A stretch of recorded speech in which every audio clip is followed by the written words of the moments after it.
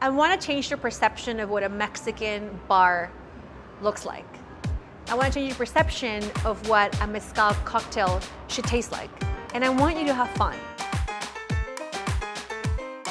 Mama Rabbit was inspired of the goddess of fertility and mezcal and all things agave, Mayahuel. This incredible, strong female form that brought mezcal and tequila to the world. Mezcal's always been part of who I am, my identity, my culture, my family. And when my dad moved to Los Angeles, he brought, a gallon of mezcal with him and, a few dollars in his pocket to build his dream. And we were kind of the go-to spot because we were the only people serving mezcal at that time. So here at Mama Rabbit, we're going to have the largest mezcal and tequila selection in the country with over 500 bottles. You can find brands here that you would never find anywhere else because people want a story, they just don't want to drink.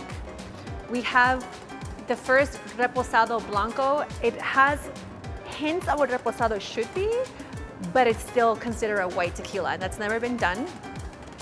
The mezcal will be served in little veladoras, which are candle holders.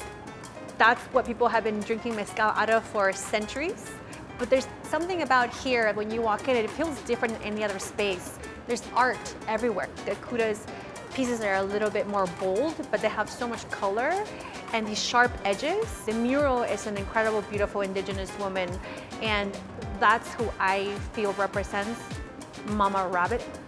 Walking in here and being part of putting a lot of my culture in this beautiful space means so much, more than I think I could ever explain.